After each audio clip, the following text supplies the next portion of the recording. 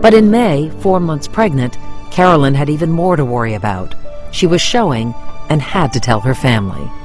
Carolyn, you were scared to tell at least your dad. Oh my gosh. He was no fan of me being pregnant in the first place because it threatened my health with Ryan, and that was scary for him. Carolyn and Sean invited their parents over to tell them she was going to have another couple's baby. Carolyn held her breath, waiting for her father's reaction. I can tell you I've never been prouder of two people in my life than I was at that moment. Linda and Byron Higgins are Carolyn's parents. They had principles and values which governed their lives and decided to live by those values. Their sons, Drew and Ryan, were told next. Ryan was 12 at the time, Drew 14. The news left them speechless. Couldn't believe that was happening to us. It was all just a big shock, I guess. They looked like they were in shock, too. And even in their state of shock, both brothers realized how proud they were of their parents. They're really amazing people, and I'm glad that they're my parents. At what point did you tell family members? I could afford to wait, and I waited. Because you're not the one who's pregnant. Yeah. No, nobody knew. Shannon and Paul waited until June, 5 months into the pregnancy.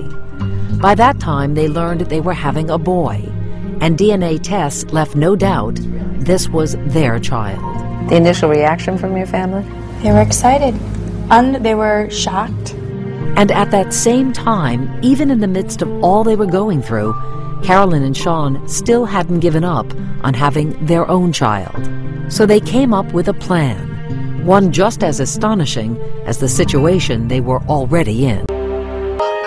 Carolyn and Sean Savage had been hoping for a fourth child, so that their year-old daughter, Mary Kate, might have a sibling close in age. All right, say night-night. Good night, Dad. There's 10 years between our second and third child, and we thought it'd be fun for her to grow up with a buddy. It was kind of a dream.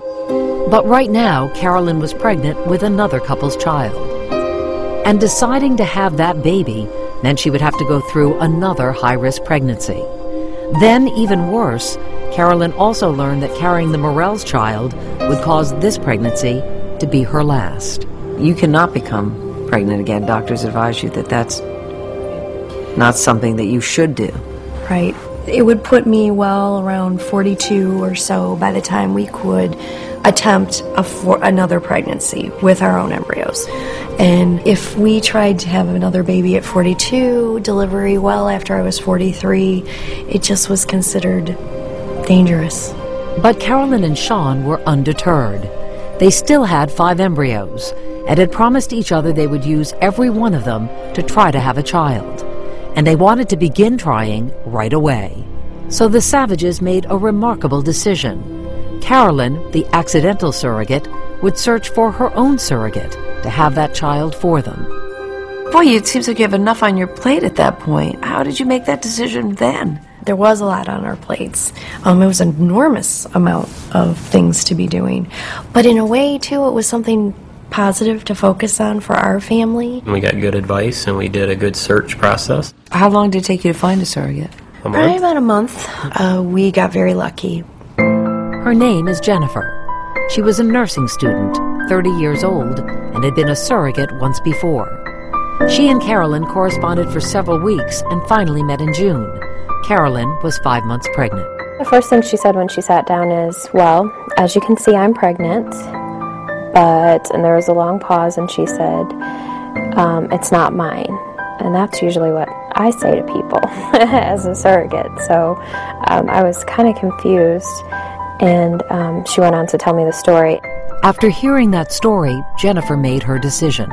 She would become their surrogate. I had to do it for Carolyn and Sean. Now that she had her own surrogate, Carolyn wanted to be involved in Jennifer's doctor's appointments. And then a light bulb went off, and I thought, well, that's probably what Shannon's thinking about this. And what's even worse for Shannon is that she doesn't feel like she can call me and say, hey, can I come meet your doctor? And that's when I thought, okay, I need to step out of my own comfort zone here and reach out to her. So she invited Shannon to an ultrasound appointment. While they had been speaking on the phone and emailing, they had only seen each other once before. But that had to be a hard appointment for you. Yeah. It was another one of those moments that this situation brought to our lives where we feel like this can't be happening. We go in, sit down. It's already feeling weird anyway, because I'm looking at this. I'm trying not to stare at her belly. And then Sean walks in. And I thought, oh my gosh, what am I doing here? You felt like you were intruding almost on a personal... I'm thinking, if I could have left and not looked rude about it, I would have. Was it hard for you emotionally? It was, because she's carrying is a constant reminder, again, you are carrying my child. This is odd. But yeah, I'm grateful that you are. The ultrasound technician knew this was Shannon's child, so she focused her attention on Shannon as she explained the sonogram. Carolyn was numb with disbelief. Count all the fingers, count all the toes. Oh, look, he has hair. We could see the hair. So the technician's talking To around her. you to Shannon. And I mean, what else was she to do? I mean, that's why Shannon was there.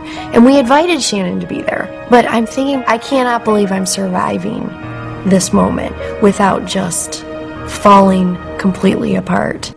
Through all of this, Carolyn and Sean had one bright spot: the possibility of still having a child from their own embryos. In late August, they finally received some good news. Their surrogate was pregnant. It was just such a huge relief. I felt like our world had been tilted and then kind of went, whoop, center. And to me, that was the way things were supposed to have been at that moment. And we were very, very happy. Happy, but overwhelmed. At 7.5 months, Carolyn and her doctor became concerned that she was once again facing life-threatening problems in her pregnancy. First, she developed a problem with her liver, which could potentially harm the baby. And then her doctor found that her blood pressure was rising to a dangerous level. And so there was a lot of anxiety building in us. Are we going to be able to get this baby further? Is our baby okay? It was absurd. It was absurd. September 24th, 2009. Carolyn's blood pressure had spiked. She was 8 months pregnant. Her doctor, concerned for her health and the baby's, had no choice but to deliver. The day Carolyn and Sean had been dreading had abruptly arrived. One way or another, they knew they would be losing the baby.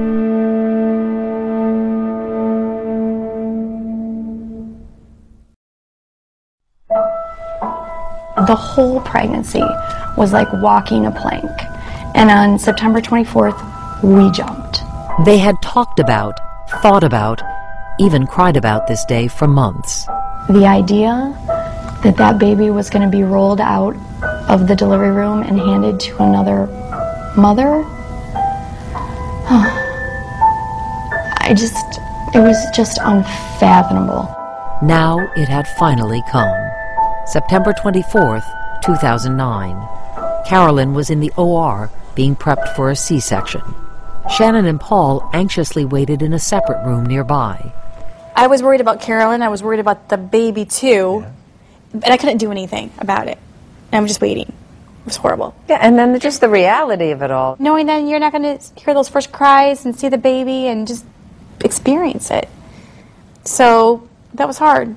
But we just kept focusing on, we're going to have this child. At 3:18 in the afternoon, a baby boy named Logan Morell cried for the first time. I was so happy when I heard him. I mean, he had a serious set of lungs on him, and he came out kicking, screaming, very feisty. He was 4 weeks premature, but there were no complications. Logan was a healthy 5-pound baby. It was a very joyful moment, and they wrapped him all up and you brought him over to me. He was pink and breathing and crying, and I was smiling from ear to ear. It's just, yay! So happy.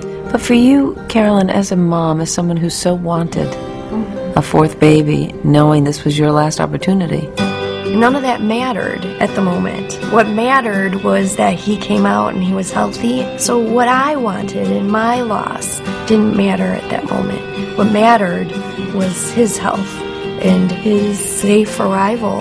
And that was a slam dunk for us. It was big, huge accomplishment.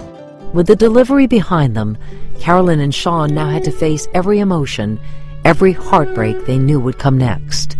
While Carolyn remained in the OR, Sean would bring Logan to Shannon and Paul. It was the most unnatural thing you can do as a person. I mean,